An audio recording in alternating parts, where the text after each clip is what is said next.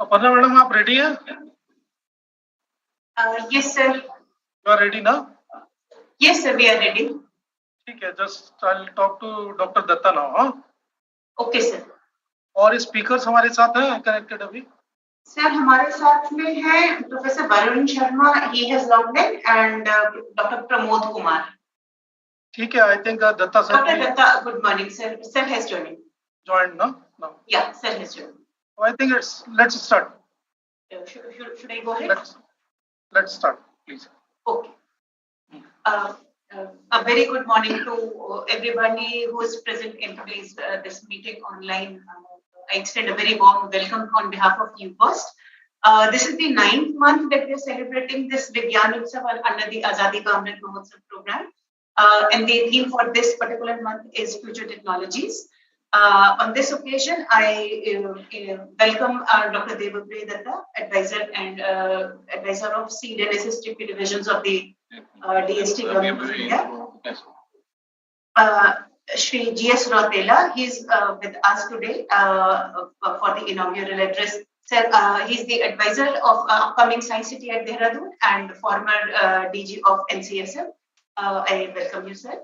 We have with us Dr. D.P. Uniyal, who will be delivering the welcome address. Dr. Kailash Bhardwaj would be giving a presentation on the behalf of UCOST.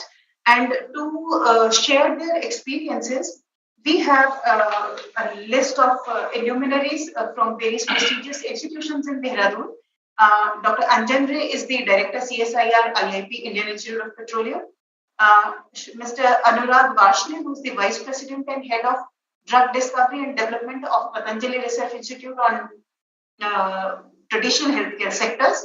Professor Varun Sharma from IIT Roorkee, and Dr. Pramod Kumar, Scientist G at Indian Institute of Remote Sensing. To just let you know that our lives recently, we have all witnessed that our lives have been dramatically impacted by some unprecedented kind of advancements in science and technology in the last couple of decades.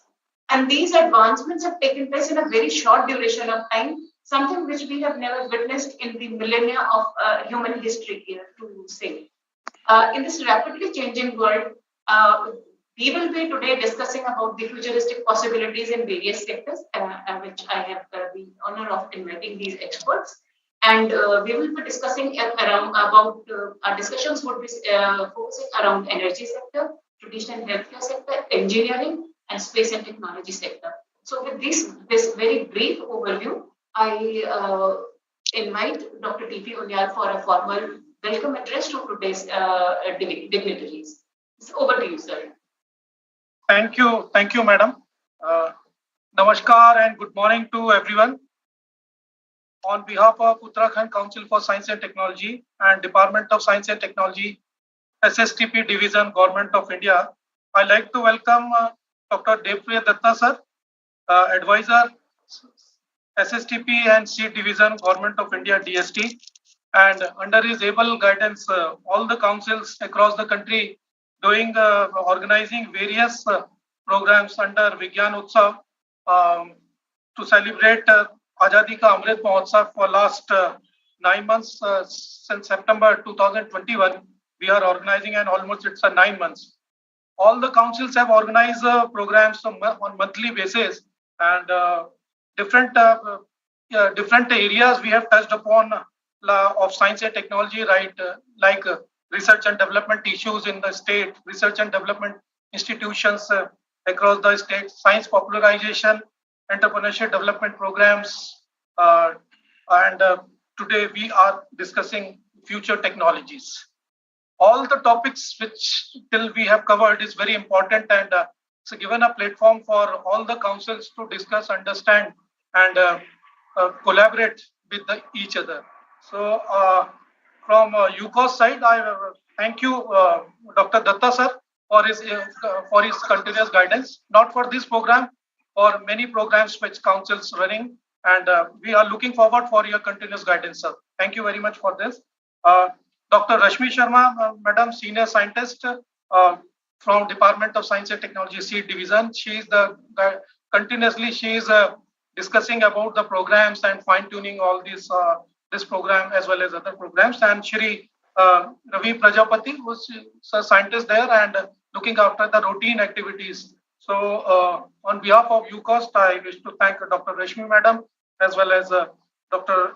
Shri Ravi Prajapati, all the council members across the country, and it's like a family for us that for last 9 months we are together, we are organizing, and we are understanding the activities, activity profile of all the councils, and we are looking forward that at least we can collaborate with many councils, as many councils having their own at least one program which is of high standard, and we can, it's a learning experience for us also from different councils, and we are looking forward that we can have more collaboration with each other.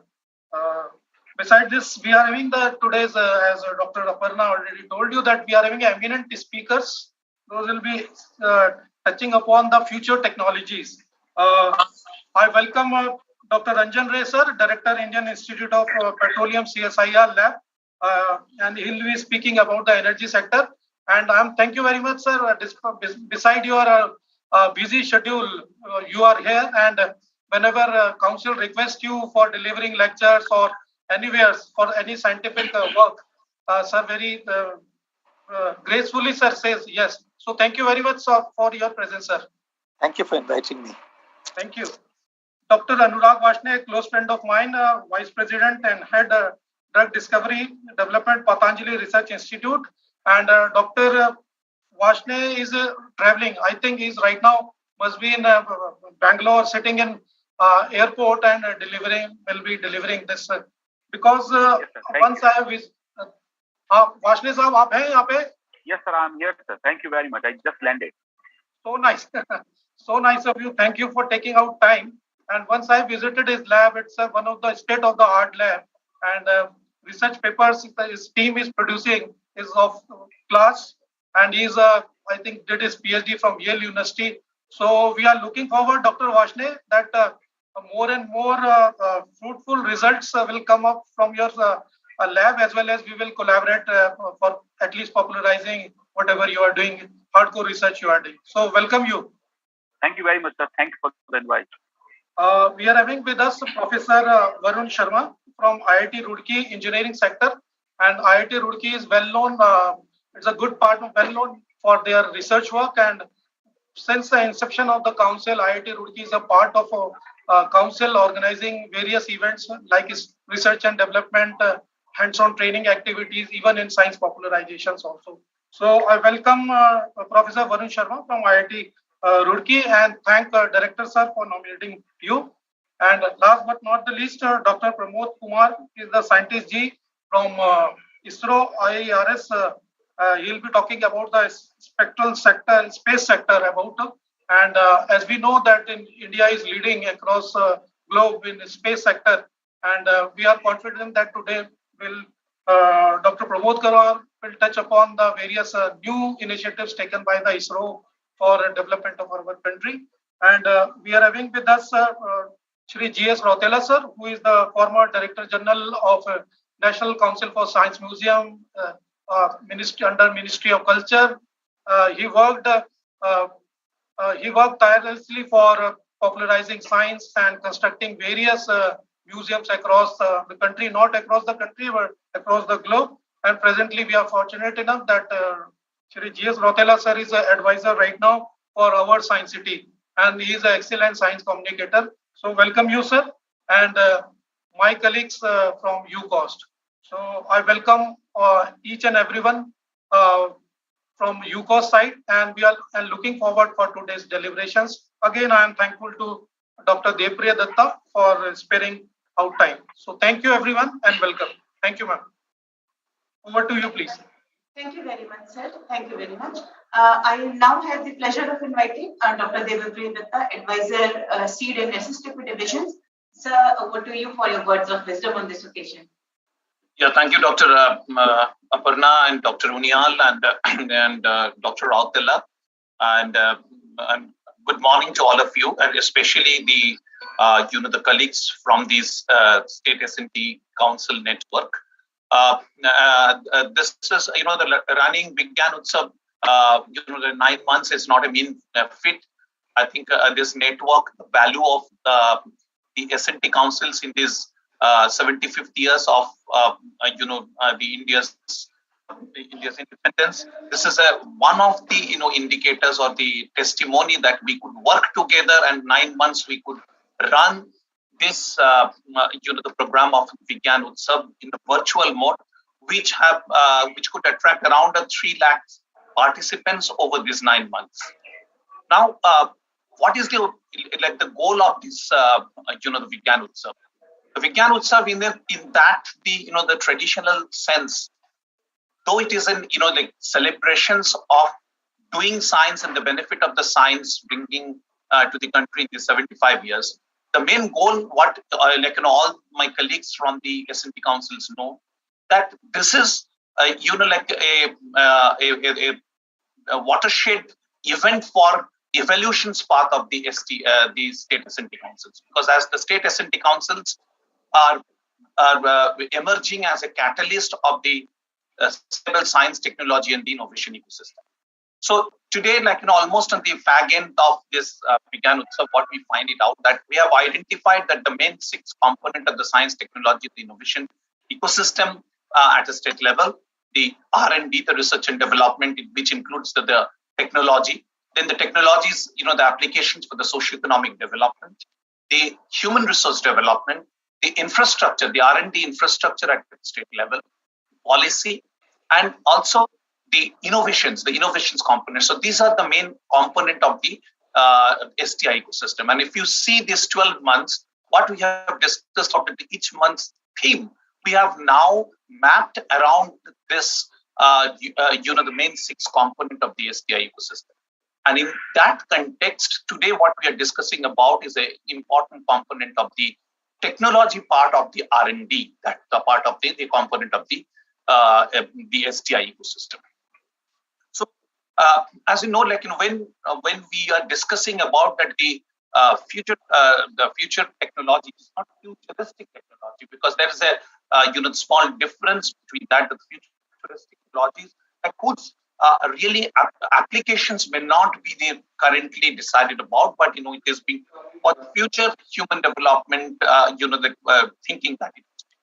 But since one of the boundary of our Vigyan Utsav we have kept as in how to find it out that how the STI ecosystem at a state level will strengthen the Atmanirbhar Bharat.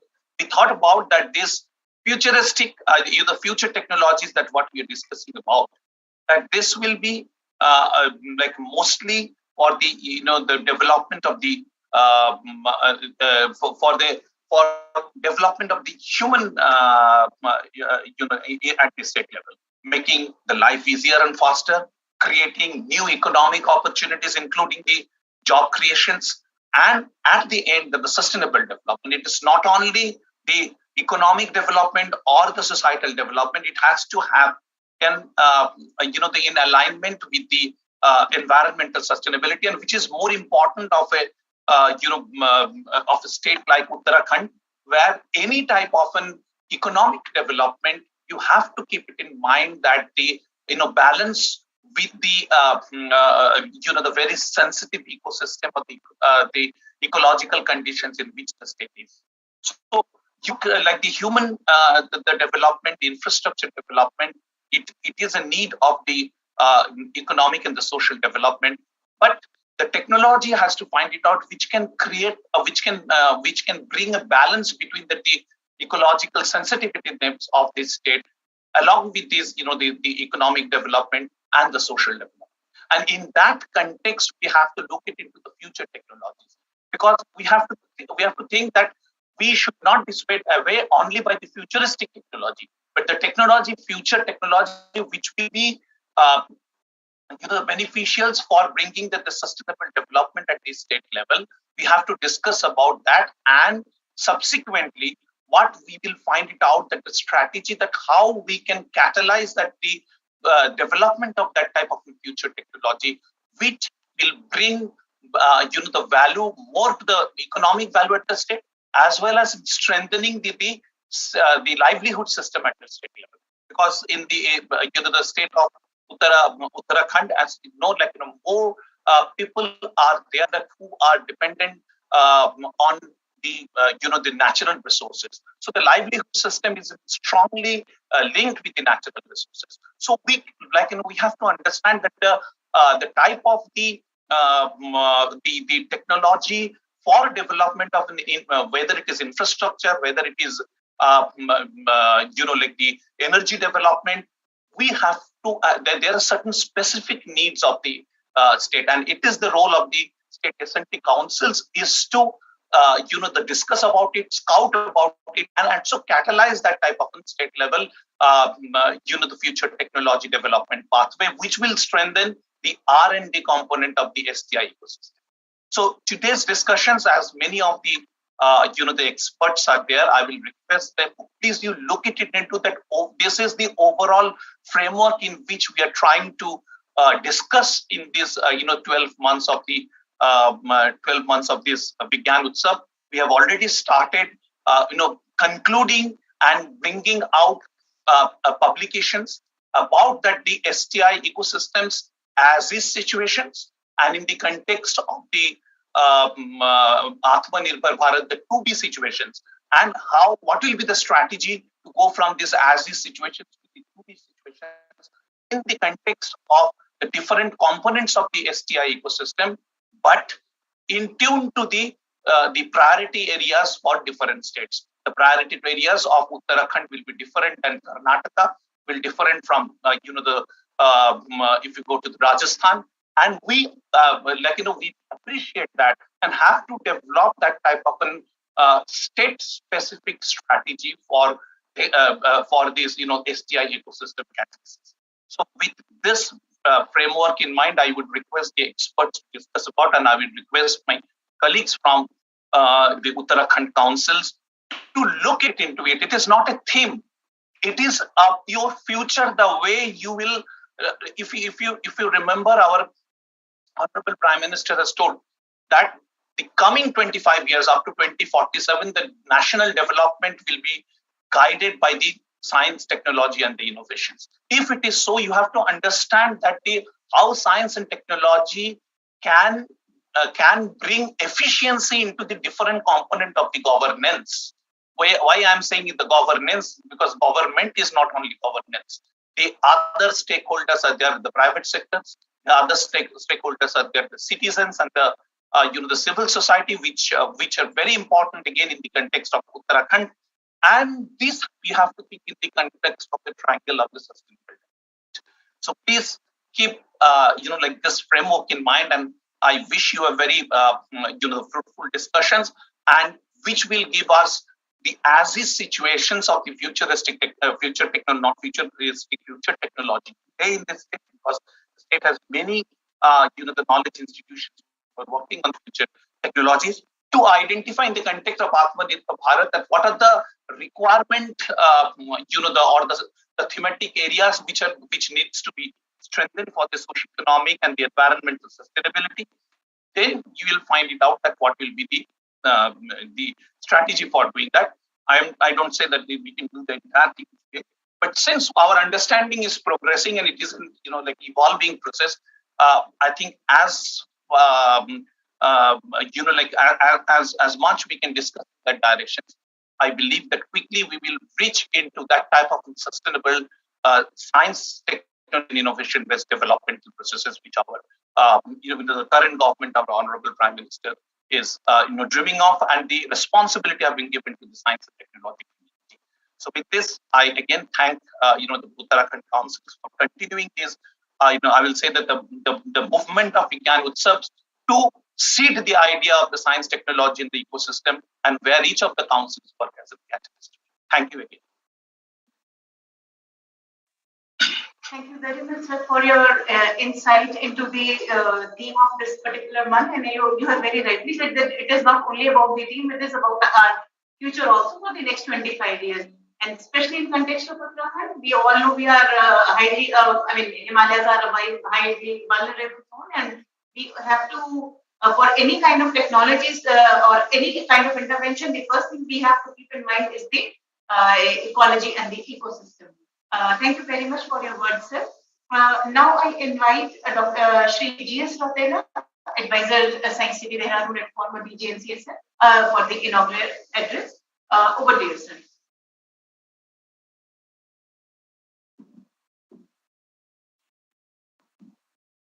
Sir, you are not audible. Sir, unmute kare, sir. Rotela, sir, unmute kare, sir. Oh, I'm sorry. Okay. Now you can hear me? Yes, sir. Now we can hear. Yes, sorry. Thank you, Aparna, Dr. Datta, Dr. Anjan Ray, Dr. Uniyal, Dr. Bashne, Professor Sharma, and Dr. Pramod Kumar. I would like to thank you for being part of this celebration of Azadi Ka Amrit Mahotsav, being organized by DST in collaboration with State Council for Science and Technology. This month theme, the future of technology, future technologies, for the purpose of making human life easier and faster, creating new economic opportunities, creating new career opportunities, and sustainable development practices. From the context of Uttarakhand, I would, my colleague, Dr. Bhardwaj is going to make a presentation, but however, I would like to just mention the way the technologies are evolving in the world. They may look fictional at the moment, but today's fiction could be tomorrow's reality.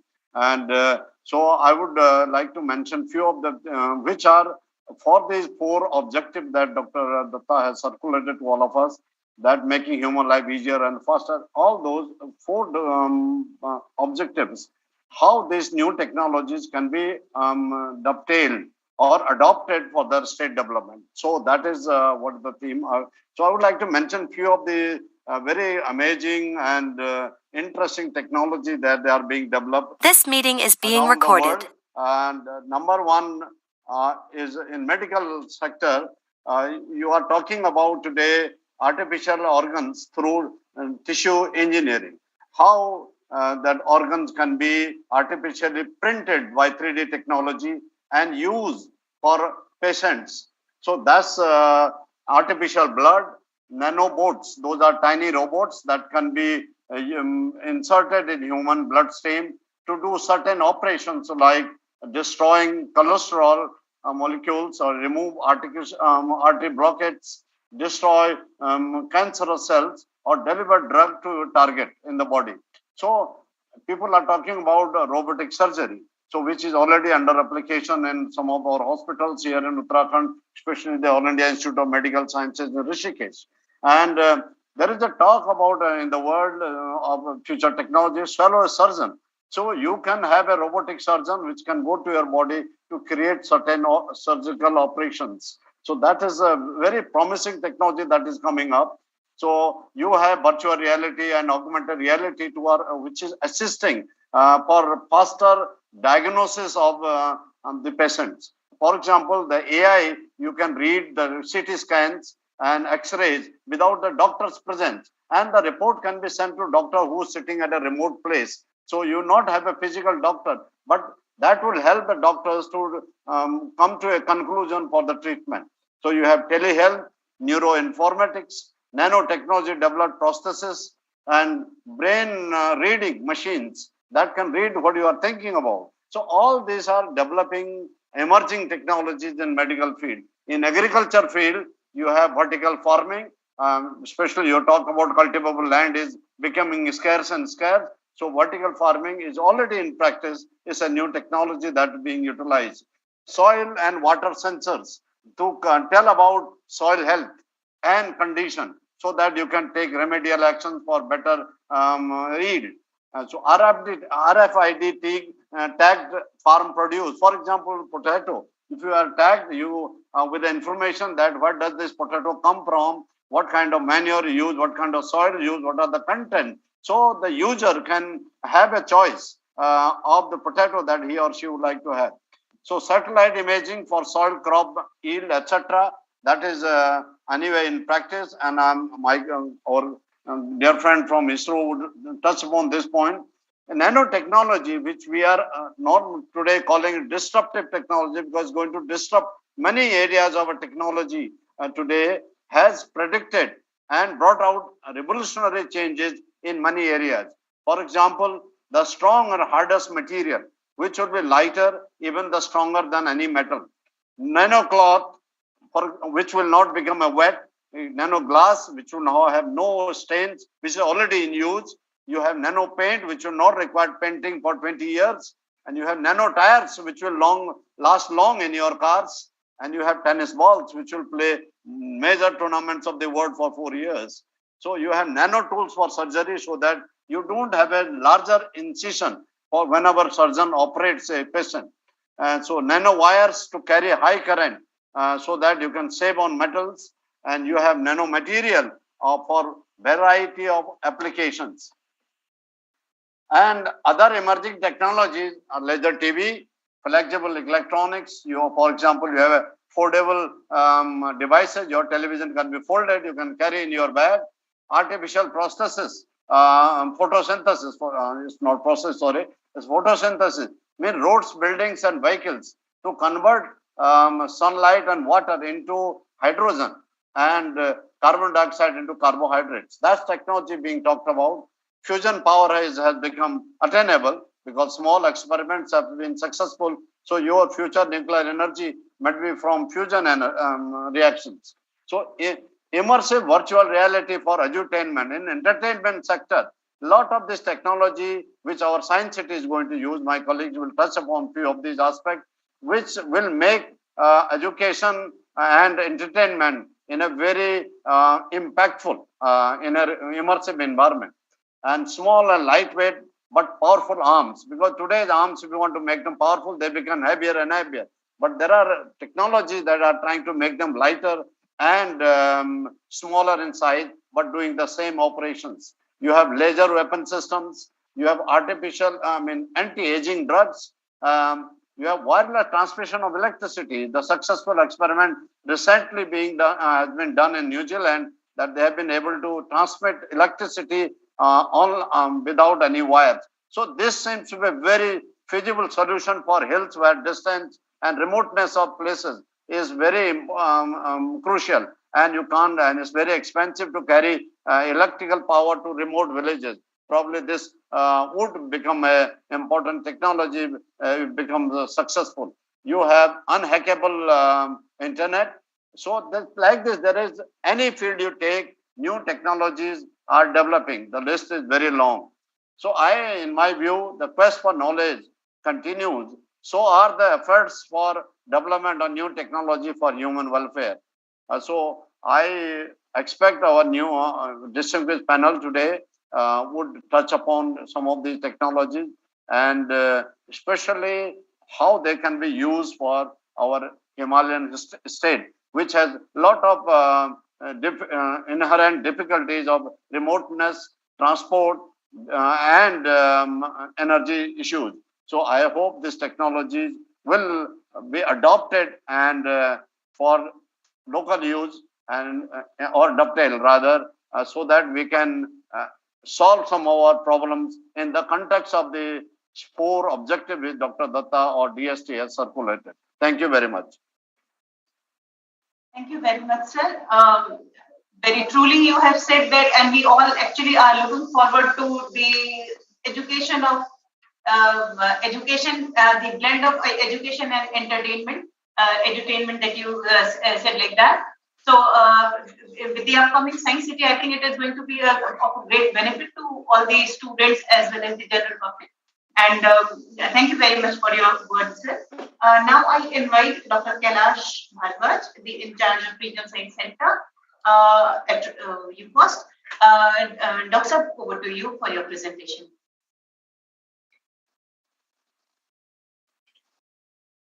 Thank you, ma'am. Good morning to all of you, and thank you for giving me opportunity to present the contribution of Uttarakhand Council of Science and Technology in field of future technology. As we not moving. My PPT is visible or not, ma'am? Doctor, your PPT is visible. इसको आप full screen कर दीजिए बस. That is the only issue.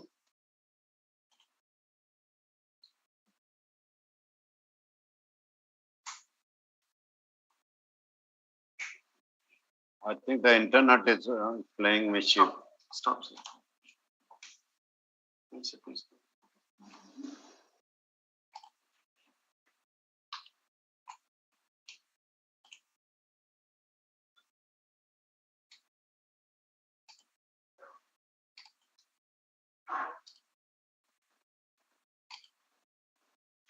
Now, is it visible? It is visible, but not in full screen. Okay, you can go ahead like that only. No issue. Okay, ma'am. Okay, ma'am. Thank you, ma'am. Today, my overview for my presentation is, as we all know that Uttarakhand is a natural resource rich state, and whatever future technology or the advanced technology we need to use, they can find many of the technology which related to the natural resource predation or related to best use of natural resources. In case of Uttarakhand State Council, I will show that the council is using modern techniques in science communication through its RSC Regional Science Center and Science City, upcoming Science City. And secondly, it extend the advanced technology in the state for in various sectors, in various line departments, and also it also support need-based technology development through its R&D projects or entrepreneurship development projects. Besides S&T needs of the states, also we are scanning and we will on the basis of which we will support the technology development in the state. First of all, I will take the Science City as for the application of modern techniques in science communication and edutainments. As I said, through Science City, we are using advanced technologies or future technology for showcasing various aspects of science communications, like immersive technology-based presentation through Space Odyssey and 360-degree projection through SOS shows. AR, VR, artificial intelligence, artificial reality, and VR-based technology demonstrations in 3 different complete exhibitions. And besides, robotics was also being showcased through a complete exhibition in the Science City. This is the overview of Science City architect concept. And as I said, the exhibition hall in Science Exhibition Hall having Himalayas Gallery, Frontiers of Technology Gallery, Interactive Science, Robotics. So all these facilities which we are showcasing here are using advanced technology to showcase the theme and the concept behind the galleries. Similarly, Science Exhibition Hall in upcoming Science City, climate change, artificial intelligence, virtual reality, augmented reality, biotechnology, nanotechnology, and science technology heritage of India. All these gallery will be showcased by using these advanced technology or future technologies.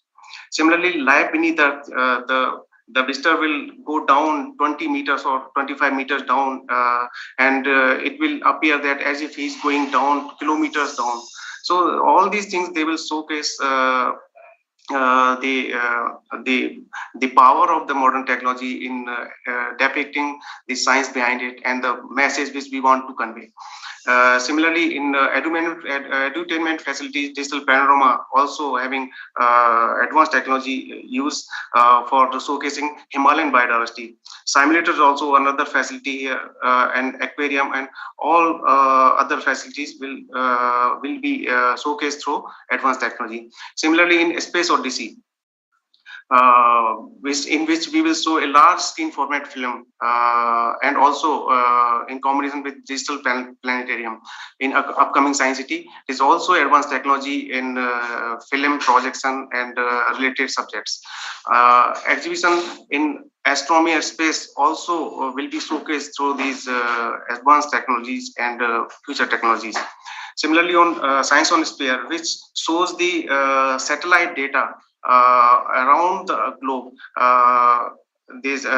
using 3 different projectors, and we use the NASA data and every data related to this forest, weather, climate condition, and all related aspects all over the globe.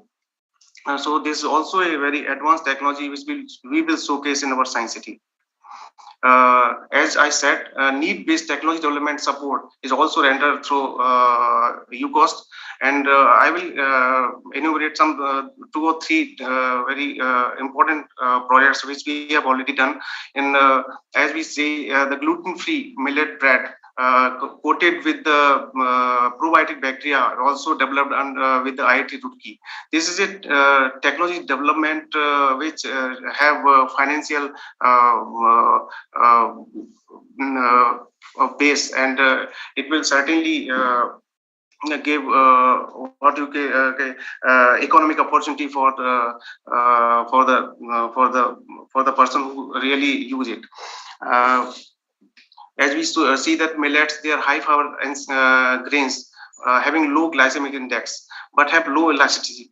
For enriching the high elasticity, in order to prepare a bread, we use some natural gums, and by using that we prepared this bread, and also use coating of this probiotic bacteria, and it gives in not only shining but also texture of to the good quality of bread.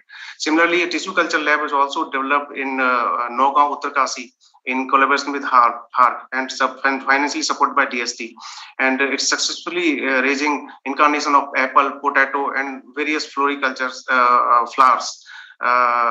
More than 5,000 beneficiary they are benefited through this advanced technology in this remote area. Similarly, we have developed a cost-effective, low-cost nanobiosensor for detection of Enterobacteriaceae, the E. coli bacteria in the water sample. As I saw that natural resource rich area need to develop by using judicious use of technology, and in due course of time we have developed 10 TRC, Technology Resource Center, and through which we provide them advanced tools and techniques, and also training to the inhabitants of remote areas, and by using those technology they are developing very different type of products, and we have developed almost 19 products from 12 wild fruits, and 15 women corporate have just established, and total profit after after selling marketing 5.21 crore till date we have achieved. So this is a judicious use of technology in the development of down and trodden fallow in remote region of Uttarakhand. Similarly, in case of technology extension, advanced technology, UCOST tried to extend in the area, different sectors. Like we have developed a cancer tissue repository at Himalayan Institute at Jolly Grant, and all for the this cancer patient tissues. And it will facilitate the further research and development in this area. So this advanced technology for preserving almost 1,400 patients and 7,800 different type of samples, like fresh frozen tissue specimen, parafilm tissue blocks, and HND stained tissue sections, they have been preserved. Similarly, we have as we all know that this agri-business is upcoming need for the remotest region inhabitants in Uttarakhand. So, as we know that these various spices, they have their specific properties, like turmeric have curcumin content very high in this region, but it was not until proved. So UCOST took this chance to check the curcumin content in the this Curcuma longa, which is cultivated in the Himalayan in Uttarakhand region, and we found that more than Meghalaya curcumin we have reported in Chamoli district, this turmeric, and it is almost 10.6%. And also in Pori, Almora, Chamoli, and Tiri Uttarakhand, they also have higher curcumin content. So it will promote agri-business in this remote region. Similarly, we have also barcoded and also done DNA typing for indigenous Badri cow. As we know that the A2 milk is beneficial for in contrary to A1, and so we checked whether our the indigenous cow, Badri cow, have that A2 milk or not. Then in collaboration with IIT Roorkee, we found that almost 98% of cow in Uttarakhand, indigenous Uttarakhand cows, they have A2 milk, and it will also promote agri-business for the local farmers. Similarly, we are also training the inhabitants for cultivation of medicinal mushrooms in Uttarakhand, and we took Ganoderma lucidium, which have and also Cordyceps militaris, and provided training. We also support them by giving some sort of culture and technological support, and almost 8 startups have been established, and they are working in the nearby region of Dehradun and Rishikesh. Similarly, we are also working on hydroponics, and we have designed and set up a smart solar-based hydroponic system here in our council premises. It will run through solar greenhouse-based hydroponics system, and we will grow different type of vegetable and fruits here in the this hydroponic system, and also develop a mobile-based application for its marketing, the marketing of the produce. So all these things, they will use advanced technology and software for this for development of this WEFN system. Similarly, by using advanced technology like isotope hydrology, we studied the Nanny Lake and found through using various interventions, we restored the Nanny Lake, which was very challenging task. And this Rajbhavan also intervened in that. And by using advanced technology, we study risk catchment area and water balance, and then various work on its in rehabilitation. We worked it successfully. Similarly, by using mapping and modeling of water quality through geospatial technology, we are at about 433 locations. We are collecting samples and analyzing 17 different parameters for water, and we check it whether they are right or not, and then we intervene for their using various technological support system. Similarly, we have extended the riverbank filtration technology in Uttarakhand, and by using this technology at 4 different sites, we are providing almost 1.2 lakh beneficiary safe drinking water, and we have trained 25 different staffs, and the system at every site it provides 1.92 million liter drinking water to the local inhabitants in the surrounding areas. Similarly, by using we have developed spatial data infrastructure, and by doing so, we are supporting the the development of decentralized geospatial governance system in Uttarakhand. In 13 different districts, we have developed our GIS cell.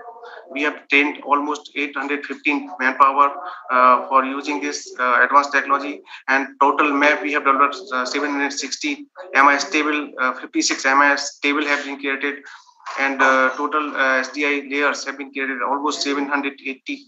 So by doing this, we are inculcating this geospatial governance system in Uttarakhand. Similarly, as far as the waste disposal is concerned in Uttarakhand, we are trying to extend the plasma pyrolysis technology in Uttarakhand. We have extended this technology. We have provided plasma pyrolyzer at Doon Hospital. Similarly, magnetic waste disposal facility is also showcased in our premises near besides Regional Science Center, which also works on low temperature pyrolysis as the plasma pyrolyzer works. They actually works very efficiently than the ordinary incinerators, and also they produce less pollution in the area. So in absence of oxygen, these pyrolyzers they are very suitable for this Himalayan region, and we are supporting and promoting this technology in the state. Recently, our mayor visited that this magnetic waste disposal facility, and also earlier our Chief Secretary Sri Utpal Kumar also visited, and so by doing so we are convincing them to use this facility in the state. So this is all about from my side, and I must say that UCOST is dedicated to work on extension of modern and future technology in the state, and we also work on need-based technology development support and also mapping the S&T needs of the Uttarakhand. Thank you very much. Thank you very much, Dr. Kailash, for your wonderful presentation. Indeed, UCOST is committed to supporting technologies, upcoming technologies, keeping in view the environmental implications and the specific problems related to terrain of the state. So thank you very much for this wonderful presentation. I now would like to invite Dr. Anurag Varshne, as I think he is in transit and he was wanting to give the presentation before I think he boards the flight. Thank you very much, Doctor, for juggling between your flight and this presentation. Thank you very much. Over to you, sir. Thank you very much indeed. Am I audible to you? Yeah, you are audible, sir. Dr. Aparna, and thank you, Dr. Uniyal, and thank you, UCOST, for this wonderful opportunity to make us present our thoughts on how Patanjali Research Institute can add in to the new technology sectors, especially the traditional healthcare sectors in Uttarakhand. And I would like to have my presentation, and I hope if it is visible to you. Can you see it on your screen? Is my presentation visible? Yes, sir. Yeah, now it is visible. Fantastic. So in the 25 minutes slot that I have, I will try to go through the main theme, which is under the 75 years of our independence, Azadi Ka Amrit Mahotsav, which is a fantastic theme. And I feel privileged and literally feeling goosebumps talking about it. And we will discuss about future technologies for economic and sustainable development of Uttarakhand and where traditional healthcare system fits in. So in my next slide, I'm just trying to show that what is the traditional Indian healthcare system is. There are many of them. Ayurveda is one of them. So as most of you will know that Ayurveda means Ayur is life, Veda is knowledge or science. So Ayurveda means the science of life or the knowledge of life.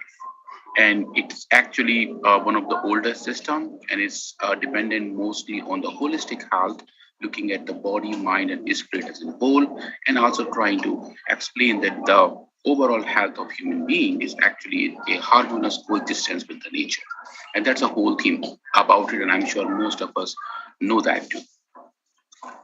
Now, what is the whole theme about looking for better drugs or validated drugs from Ayurveda, and how a modern science can help it, how the modern technology can help it? So Ayurveda has been a science which is mostly based on observation and has been transferred from one generation to another by just telling from Guru to Shishya. The documentation on Ayurveda has been rather not so deep as they should have been. That means the SOPs for treatment have been rare. However, there have been lots of books that talks about it. And again, the regulations for the medicinal practice of Ayurveda have been also not as strong as it had been for allopathic systems of the medicines.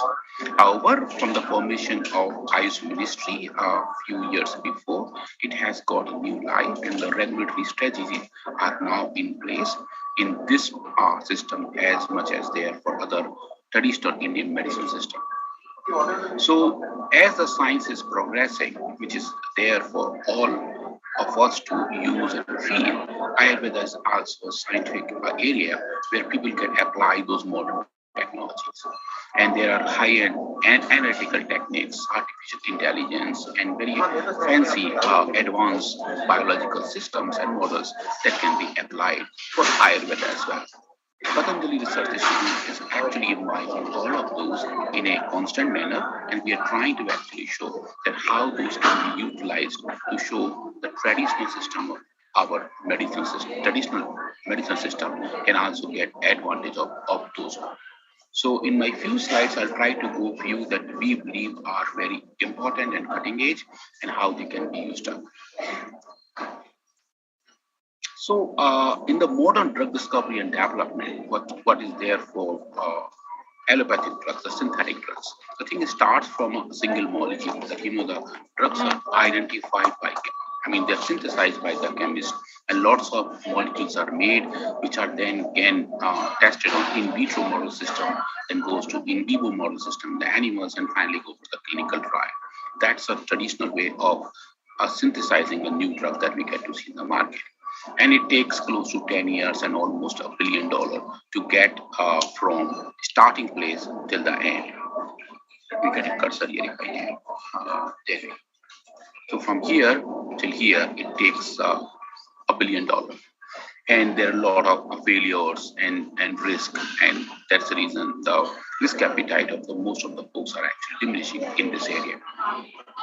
And the main reason for doing modern drug discovery is to actually get better drugs, get a better ADME profile, have cheaper drugs, and have drugs with a lesser side effects, and try to find best-in-class drugs which would actually replace the existing drugs with a better efficacy. However, when we look for Ayurveda or herbal medicine, few drugs are very well described in the ancient book, for example, Shishu Samhita, Charak Samhita, and few names are there on the screen that you can see, which are pre-formed medicines. Some of them you would be knowing it, for example, Tirpala, which is very famous, Guduchi, which is Giloy Ghanpati, Amlaki, which is Amla, and then Arogyavardhani, Yogaraj Gukul. These are very, very well defined Ayurvedic medicines, which are very well characterized as well.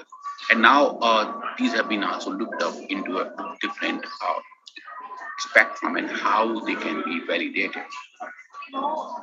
So if you go for the similar pharmacological way, what we are doing for the modern drug discovery, what we call forward pharmacology, that means starting from a synthetic compound going all the way to the human.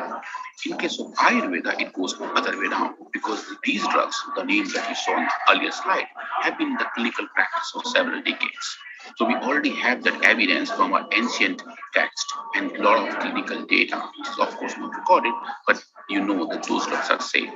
So from there, one could go towards a chemical analysis, in vitro models of biology, in vivo models of biology, and can look for the molecular targets and the pathways where these drugs might be working. And that's what we call reverse pharmacology. So reverse pharmacology becomes very important to actually establish the mode of action for the drugs which have been in the practice for quite a while. And that's one of the gaps that Ayurveda has been happening, and that actually causing a lesser acceptability of this beyond India. So at Patanjali Research Institute, we are putting our efforts and trying to utilize the new technologies to generate these kind of evidences so that the acceptability of the drugs, Ayurvedic drugs, would be there across the world. So first technology that I'll talk about, since we have talked about modern tech stuff, is supercritical fluid extractions. So what really happens that since we have most of the drugs that we work are herbal in nature, they come from the plants. So plants get extracted by using chemical processes. Either they get extracted in water or in methanol or ethanol or other solvent systems. But the better system is to use supercritical gaseous liquids, for example, liquid CO2, which get cooled up to a very low temperature and a very high pressure. And that liquid CO2 becomes a solvent extraction area where the plant component can be extracted out. So there, this is very eco-friendly, and it's a green technology because there's no leftover. Once you extract it out, you can reduce the pressure and CO2 will evaporate, and you are left with a very purified, fantastic extractive compounds which can be used for further testing. So at Patanjali Research Institute, we do this very often, and we have been doing for all kind of seeds and leaves from Ayurvedic plants. And one of the success stories that we have is from the Ashwagandha leaves, which Vidania somnifera, which is very well known. And the roots of Ashwagandha are known to have therapeutic use. However, the seeds were never discussed. they are not even there in the classical literature. So our team at PRI looked up those seeds and tried to isolate the fatty acid components by using the same technology of supercritical food extraction, and we could find that that extract has a fantastic value for skin repair, and it affects the inflammatory response to the skin and can affect the various cytokines. We have published this in Biomolecule last year, and what you see on the screen is the screenshot of the publication.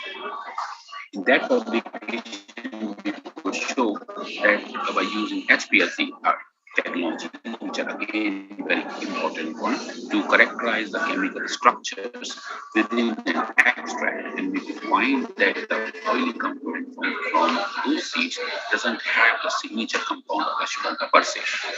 It has a lot of good fats. And those on the right hand side, you see the histopathological data that come from animals, where we could show that psoriatic like skin lesion, which was induced by animal, it could actually get reversed by application of this ashwagandha seed extract, which was extracted by using supercritical extraction systems. The second thing I would like to talk about is the detailed chemical identification of plant metabolites, the phytocompounds. HPLC have been used very extensively across the world, and India almost each land has it where we talk about it. But we really now are getting more focused towards LCMS cutoff, liquid chromatography mass spectroscopy, and we measure the time of flight of the compounds and would do a better identification. Maybe a lot of unknown compound can also be detected on the basis of the mass. UHPLCs have done, GCMS has done, HPLC has done. So we have been utilizing all of these fancy technologies for looking at various plant components within each medicine that we work. And a couple of success stories right now on the screen that you see. One is from, of course, Coronel, our hero of our institute, and the second is the Biodiesel. So both of those drugs have been very detailedly characterized, and I'm very happy to report that both of them have been now featured on the cover page of this fantastic journal, Journal of Patient Science. And on the screen, you see the cover page of both of those. Biodiesel came just last week on the cover page of this journal. So there we just talked about that if you take multiple batches of a drug, for example, for Coronel, we do 20 different batches. For Biodiesel, we do 30 different batches, and try to show the batch-to-batch consistency by using different analytical methods, the one that I showed in my earlier slide. Now we move towards biology, and the technologies which are there in biology, most of us know it pretty well, that is doing the cell culture. 2D cell culture, which is two-dimensional cell cultures, are there for quite a while. But what can also be done is to go towards three-dimensional cell cultures. That means growing cells in 3D, making spheroids, making organoids, and also do microfluidics experiment to see the movement of cell within a very, very defined path. At PRI, we are working at all three of them: 2D cell culture, 3D cell culture, and also microfluidics. And what I would like to show in my next slide is the recent data. This again got published last month, where we looked for the liver cells and have them go into 3D. We made the liver organoids by using different spheroid formations, and could show that one of the medications that we have, Levogrid, which is good medicine for liver ailments. In this model, we could show that it does what it's supposed to do. It could actually can modulate by modulating various epoxy structures that are no longer in 2D, they're going in 3D. These are spheroids. And the fancy, beautiful, sparkling balls that you see on the right hand side of the screen are the different differentially labeled cells within those spheroids. And we could show that the reactive oxygen species or the lipid accumulation get modulated when we treat these with Levogrid. And next one is, of course, the anti-COVID medication that what we could have for Ayurveda. And I'm very proud to say that the Patanjali Research Institute has been pioneer in doing so. We started working on this in 2020 in January itself, and could screen out close to 1,000 different compounds from 150 different plants, and could actually find the Tulsi, Kila, and Ashwagandha could be the component, could be the herbal answer for taking care of COVID-19. Coronel is actually formulated by using these three medications. And we have published extensively about it. Two of them that you see on the screen here, that we could use a genetically transformed virus. We made a pseudo virus for COVID-19. That's again a very fancy technology to use. And we could show that coronal can affect the entry of that virus in human epithelial cells. Second thing that we did, and which is worthwhile talking about since we're talking about new technologies, is generating humanized zebra fish model. So generating new animal models by using human cells, and then doing the viral infection there is also very important, and it was very critical at that moment of time in this experiment, because generally rats and mice are spared by COVID-19 virus. Somehow they didn't get the virus to affect. So we chose zebra fish, and we generated a xenotransplanted humanized fish, and could then see the efficacy of the drug. And these are the few data, and we could actually set up the whole pathway how the entry inhibition of the virus can be seen, and how the various phenotypes of the virus replication and the modulation can be seen by COVID. And again, as I said earlier, the chemical characterization becomes very important, and we have done the p-value by use of HPLC and LCMS, and that you see on the left hand side of the slide. And the last thing, which I think is very critical too, and that's where we are moving all towards it, is towards nanomedicine. So if you go for the nanomedicines, you basically are generating a smaller molecule. And as you can see the graphics in the center, that as you decrease the size, the surface area of the total species also goes up. So a high surface area means that is high chance of absorption or therapeutic activity at a much lesser dose. And you can also change the various charge, which is what we consider potential. So we have now a dedicated team of Ayurvedic nanobioscience at Patanjali Research Institute, where the team is now working very extensively to figure it out how we generate nanobiomedicine by various herbs. Right now, we have been very successful, and our data would be out very soon, where we have generated Giloy, Ashwagandha, and also from Uttarakhand, very specific nano formulations, which has a better efficacy than the normal pristine formulations. So we are actually going in this direction. We should be able to target the drug and its potential target within the body by using very precision based nanomedicine. And a lot of biopolymer based research is going on in the team. NAPS is doing fantastic, and we are.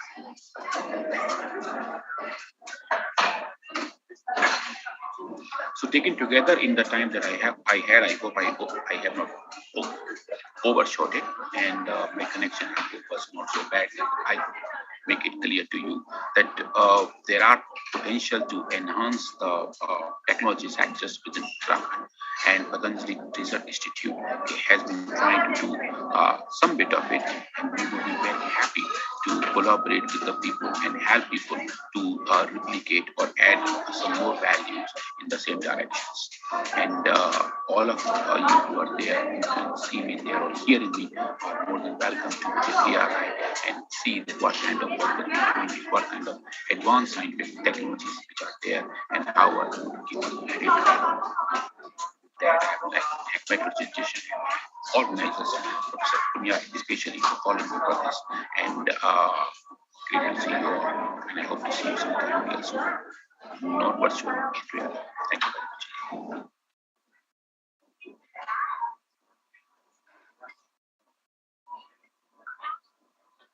Thank you very much, Dr. Vashni, for a wonderful presentation.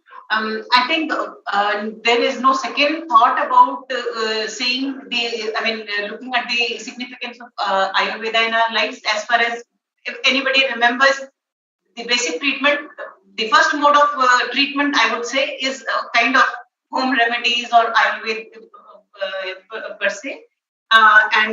We really appreciate the initiatives and the efforts of you all scientists at Patanjali Research Institute to amalgamate the recent advancements and the recent technologies in modern science with the knowledge, with the traditional knowledge. I would say we have in the nooks and corners of every possible region in the state and as well as in the country, and we are really looking forward to some breakthrough kind of interventions and knowledge with the efforts of both the traditional medicine and the modern science and technology and the modern equipment. Thank you very much for sparing this time, especially keeping in view your hectic schedule.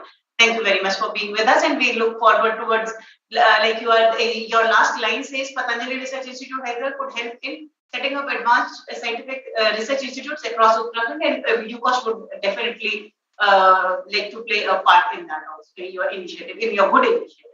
Thank you very much for your presentation. Now I invite Dr. Anjan. Sir, are you there? Yes, ma'am, I'm there. Good afternoon, sir. Sir, I welcome you for your lecture on the energy sector. And before that, I was just wanting to invite you, and I was just reminded of the last year only. Few months back, we concluded a short-term training program with CSIR. Thank you very much for that, because that is basically a kind of extension of what we are talking about today.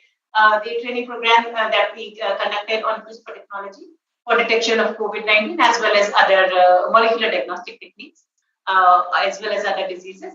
So I welcome you, sir, for your presentation. Thank you very much. Thank you so much for having me. I hope my voice is clear. Yes, sir. So today I thought, first of all, it's a privilege to be speaking here. And we have a very wide and learned panel who have already put issues in context. I thought I would speak primarily about energy, because energy is one of the core components of human development. Without energy, we can't have development, but energy is also one of the core causes for climate change. So in the context of Uttarakhand, which is a climate fragile state, we'll look at some of the basic interventions with regard to energy in the environment. And for those of you who are not familiar with the Indian Institute of Petroleum, we are a 60-year-old institute, one of the national labs under the aegis of the Council of Scientific and Industrial Research, a government-funded autonomous body. Basically, I remember Dehradun from 1981. That is the first time I came here. It was a small and charming town. I don't think there was any building taller than Ghantaghar. There was water in all the rivers. The air was clean. And I came here in the summer, and where we stayed, we didn't even run a fan for most of the day. I don't think that's the Dehradun we are talking about now. What happened? Dehradun became the capital about 20 odd years ago. And while we have developed on a lot of the development metrics, the critical line in the sustainability definition with regard to environmental quality and responsive supplies is actually getting impacted today. We are looking at constraints of water. We are looking at constraints of clean air, things that we don't always measure, but which matter. And one of the reasons for that is that everywhere we see around us, whether it is in advertising or whether it is on our mobiles or whether it is in the things that are published in the financial journals or the financial pages, growth is equated to demand. If there is demand for goods and services, we see the economy is growing. However, if there is overconsumption of goods and services, what does it really do? Let's try to answer that question, not from an emotional point of view that it is not worth having more than you can afford or not worth more than you need. But let us see what it does in terms of our natural resources. Whatever we consume takes resources out of the ground. If I can travel somewhere by train and I do the same thing by car, I will take some fuel out of the ground for that choice. If I decide that I am going to build a cable car for convenience of people, and then I run that cable car with coal-fired electricity instead of hydropowered electricity, I'm actually consuming something that I don't need to consume. So the decision choices are not just the endpoint, but what underpins those endpoints. And fundamentally, overconsumption leads to overuse of machines. I give this one example, that if 1 billion Indians send a good morning message every day, just one, and that good morning message is visual with data, we have just consumed in that 1 billion people the energy required to save 100,000 newborns in ICUs through effective cooling. The same energy could have gone there. Now the question is, are we losing 100,000 newborns? We probably are. But do we connect the two? We probably don't. These are the major causes of global emissions. And when I reallocate the energy components, electricity and heat, to the major consuming centers, electricity, transport, and buildings, we see that if I can solve these three issues, 93% of the world's CO2 emissions can be addressed. So what do we need to do to provide electricity and heat? That also includes cooling, because cooling comes from electricity. 41% of the total requirements of industry, transport, and buildings comes from energy. And through better design of industry, transport, and buildings, we can also address the remaining percentage. I'm privileged because I get to administer not only the Indian Institute of Petroleum, but also another institute in Uttarakhand, the Central Building Research Institute in Roorkee, which is also under me at this time. And between these two, the possibilities for Uttarakhand are actually almost infinite. Let's understand this very basic concept. Anybody who has studied science learns in physics in class 7 or 8, something called simple machines. And in machines, you learn something called efficiency, which is the energy you put into the machine. How much of that energy am I able to realize as work from the machine? But all machines tend to have energy losses. Funnily, nowhere do we talk about this energy loss when we discuss sustainability. We talk about renewable fuels, we talk about green hydrogen. We don't talk about the lowest hanging fruit, which is simply a lubricant. Do we know whether every machine is properly maintained and uses the right lubricant? The Vikrams that run up and down from Rishikesh to Dehradun, are they using the right lubricant and therefore being able to save 3 to 5% of the energy? Or are they using an old worn-out lubricant because a lubricant change looks like cost, but actually a lubricant change is an investment. It's an investment not only for the particular vehicle, it's an investment for society and for the future generations. So these are some ideas for Uttarakhand. This one we are implementing right now as we talk. We are implementing it at the Char Dham Yatra using waste cooking oil to make biodiesel. It's a very simple process. It can be done with unskilled labor. The machines are very simple. We in fact had a demonstration with used cooking oil at Patanjali University from the previous speaker just a couple of weeks ago. And we think we can probably save 3,000 to 4,000 liters of diesel during this single Char Dham Yatra by implementing this. Because we will just take the used oil after the local dhabas and hotels along the route have consumed it for frying something, and that turns into biodiesel. But Uttarakhand also has a lot of Vansampada, many tree-borne oils in Uttarakhand, including wild apricot, including moringa, including sapium, which if we can get some support in UCOST to put these trees as showcases, we can actually continuously produce biodiesel and show the state and the city that we need not keep buying diesel or making diesel to serve our fuel needs. So this addresses our fuel. Another one is the crop waste. Now, apart from the waste that we get in, let's say, the sugarcane crop or the wheat crop in Uttarakhand, We also have a lot of waste on the forest floor, particularly pine needles which catch fire. If they catch fire, they are fuel. So we have a little machine called a pyroformer built in a UK collaboration. It can be mounted on a truck and driven around the state. Currently, we have one unit operating in Odisha, and it just makes pellets. Those pellets, if we make available to the local population, with our extremely low-cost biomass chula, it costs less than 500 rupees the chula. With the combination of the pellets made from local vansampada and local crop wastes and the local chula, we can avoid having people go to the forest to collect firewood, which not only wastes their time and reduces their productivity, but also exposes them to human-animal conflict, for example. So, जो हम पलायन की बात करते हैं उत्तराखंड में, इस तरह के जो शोध हैं, ये पलायन को संभालने के लिए काफी साबित हो सकते हैं, मतलब काफी काबिल साबित हो सकते हैं. Another one, this is already well known here in Dehradun, but it is an opportunity right across the state. Everywhere where there's a temple, a tourist spot, people will throw plastic. We would like to be able to put together the support we've currently received in Dehradun from NGOs. We'd like to do this across the state. And कहीं भी plastic कचरा dump में नहीं पहुंचना चाहिए. जब तक हम plastic को इकट्ठा कर लेंगे, as long as we can catch it before it goes into the landfill, we can use it effectively. We can use it to build roads, paver tiles, or produce diesel, and even chemicals.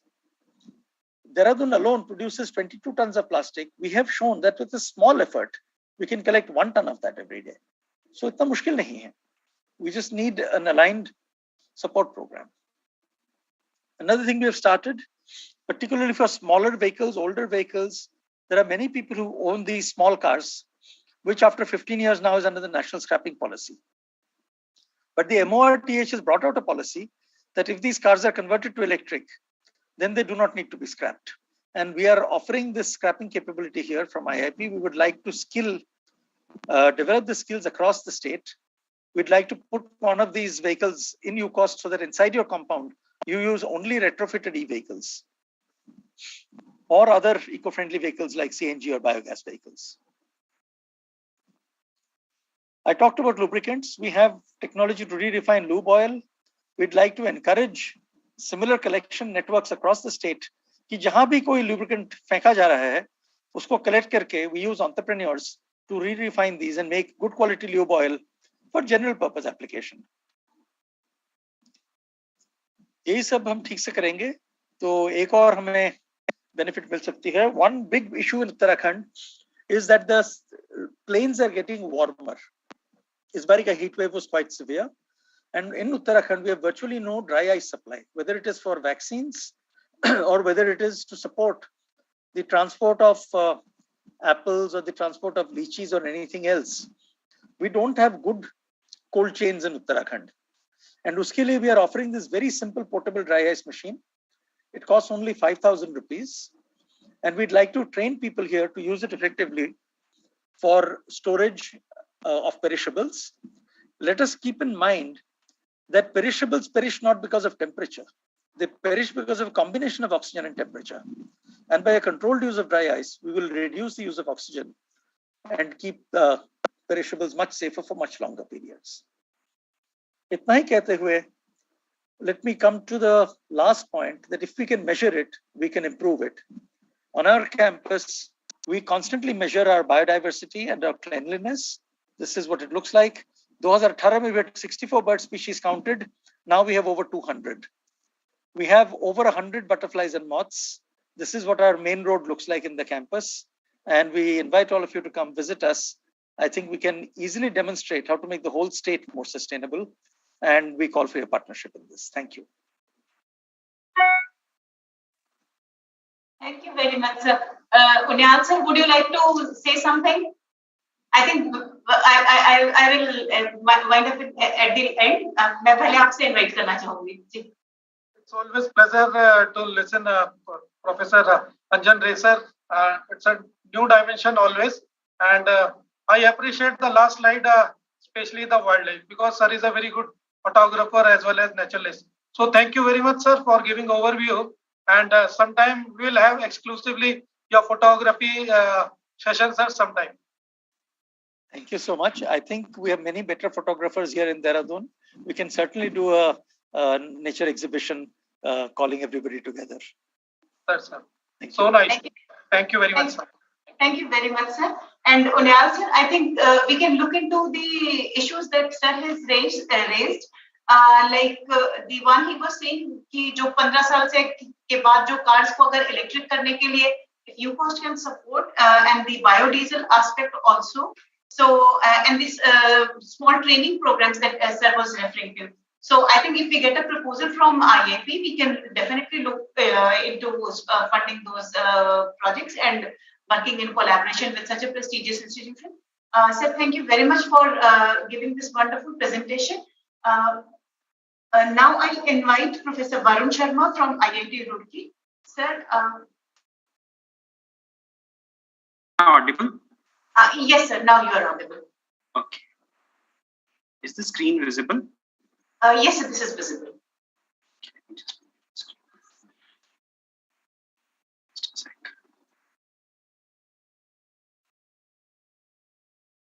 Professor Varun is our PI, is it? I have one of the project from UCOST. Okay, nice. Please. Yes.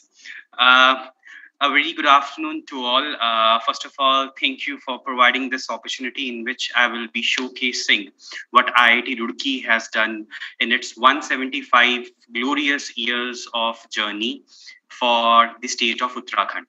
As our institute is celebrating its 175 years, we have come across different initiatives, particularly for the state of Uttarakhand. And some of the initiatives that we are doing is, I will be showcasing in my forthcoming slides. The institute has a very wide engineering sector. Not only this, we have different centers and we have different academic units. And one of the most important unit which caters up the needs of the state of Uttarakhand is Design Innovation Center. Now, this particular center was being developed for the human environment engagement in the collaborative partnership, not only for the society, but also for the industry and the stakeholders. Some of the research outcomes which the center has come up in the very recent past is, we have designed and fabricated certain assistive equipments for the porters, certain manual briquetting machines, human-powered crop harvesting machines, and some attempts have been made in the handloom sector also. Now, the most important problem which the people of the hilly area face up is that they have to spend more of their muscle power in the liftment of the heavy weights, and which has a significant effect on their human health.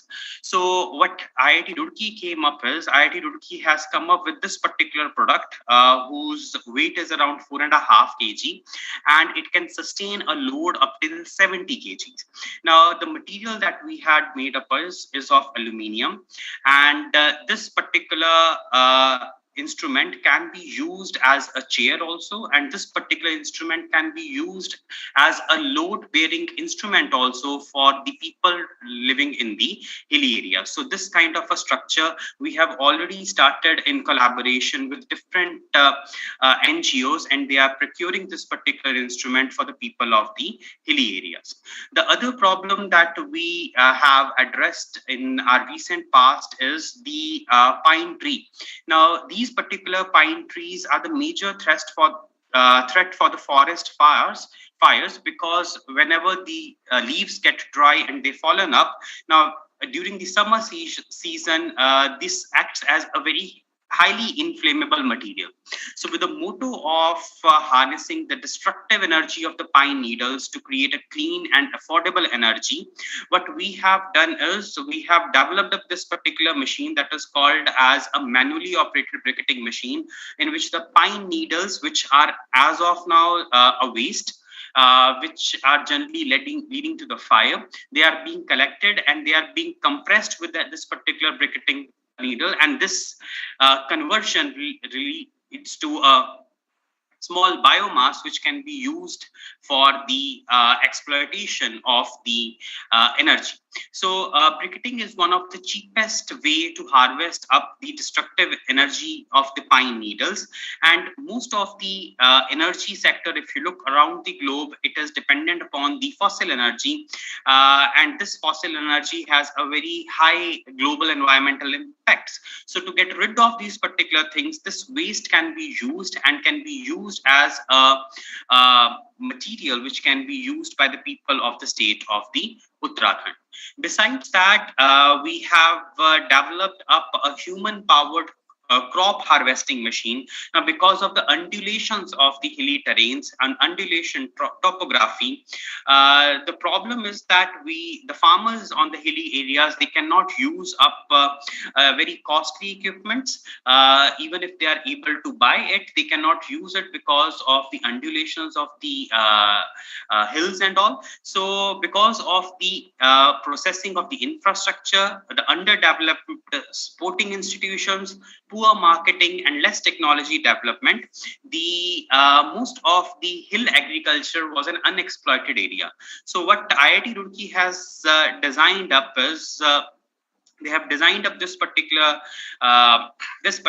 vehicle which can be used for cultivating of the seeds when they are doing up the terrace farming.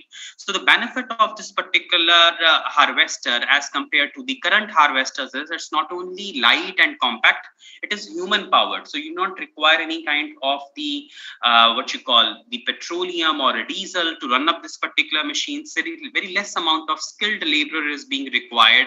It's an eco-friendly and has a very low maintenance cost, and the operating cost is very nil. So this kind of an instrument will not only help in increasing up the productivity of our farmers, but it will also help in making a life easy for the people living in the state of the Uttarakhand. The most important sector which the Design Innovation Center at IIT Roorkee has looked up into is the handloom sector.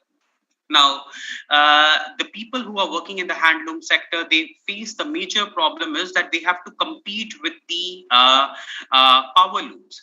Now, when they are competing with the power looms, despite of all the regulations that the government of India has invested in promoting up the handloom sector,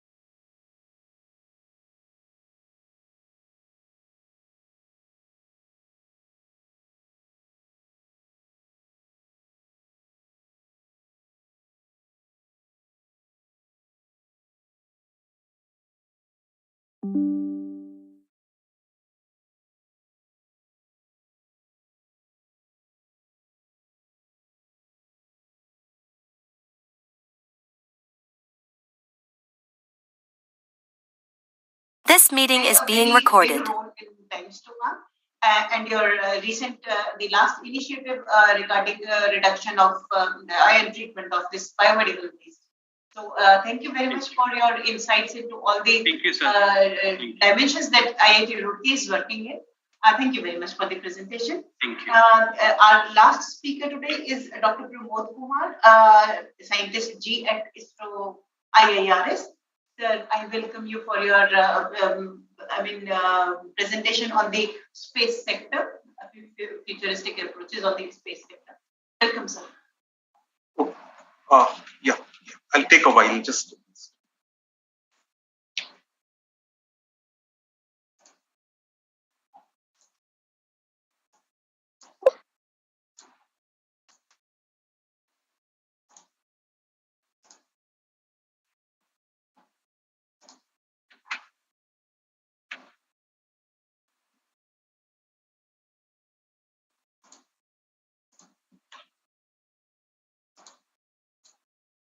Yeah, good afternoon. Dr. Aparna, whether slides are visible in the slide view mode? Yes, sir. Yes, sir. It's visible as well as audible. Oh, yeah. I'm audible as well, right? Yeah.